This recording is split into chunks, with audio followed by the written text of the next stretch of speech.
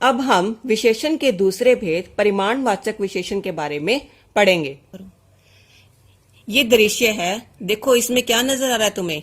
यहाँ पे दिखाई दे रही है कुछ मिठाइयां। ध्यान से देखो, इस दृश्य में देखो क्या नजर आ रहा है। इस दृश्य में नजर आ रहा है 10 किलो फल।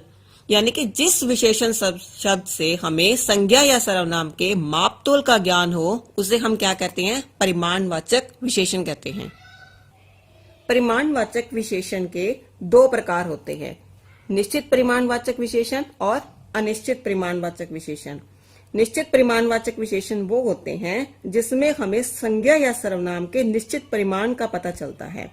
जैसे अभी हमने दिखाया था, जैसे 10 किलो फल, तो कितने थे फल? 10 किलो।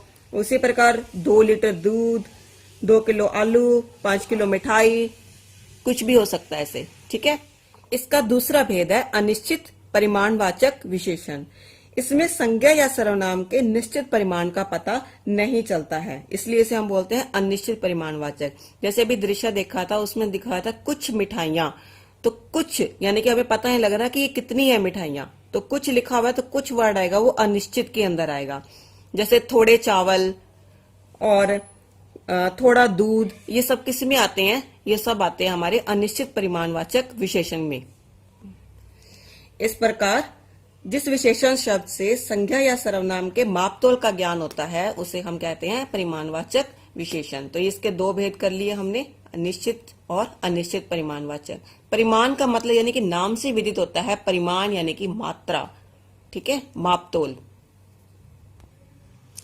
यह चित्र देखिए, अब इसमें देखो क्या नजर आ रही है तुम्हें? एक माला नजर आ रही है। माला कितनी है? एक। अब यह चित्र देखिए, अब इसमें क्या नजर आ रहा है? इसमें नजर आ रही है चिड़िया। कितनी है? कुछ चिड़िया। जो शब्द किसी संज्ञा या सर्वनाम की संख्या संबंधी विशेषता का बोध कराते हैं, उसे हम कहते हैं संख्यावाचक विशेषण।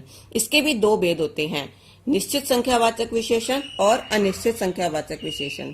निश्चित संख्यावाचक विशेषण के अंदर होता है जो शब्द संज्ञा या सर्वनाम की निश्चित संख्या का बोध कराते हैं, उसे हम कहते हैं निश्चित संख्यावाचक।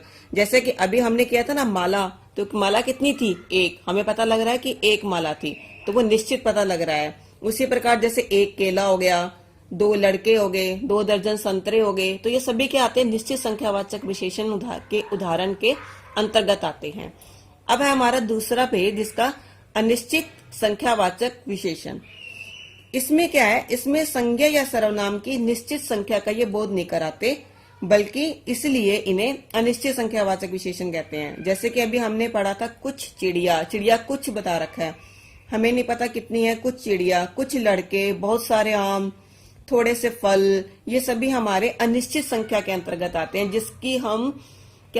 जिसको हम गिन नहीं सकते, तो वो हमारे आते हैं अनिश्चित संख्यावाचक विशेषण के अंतर्गत आते हैं। जैसे कुछ लोग, अगर जैसे कोई सभा हो रही है, तो हम उसमें अनुमान लगाते हैं कि यहाँ पे इतने लोग इकट्ठे हुए हैं, इतने लोगों की भीड़ इकट्ठी हुई है, तो हम वहां पे गिनने तो नहीं बैठ सकते, तो इसलिए इनको अनिश्चित संख्यावाचक विशेषण के अंतर्गत रखा गया है।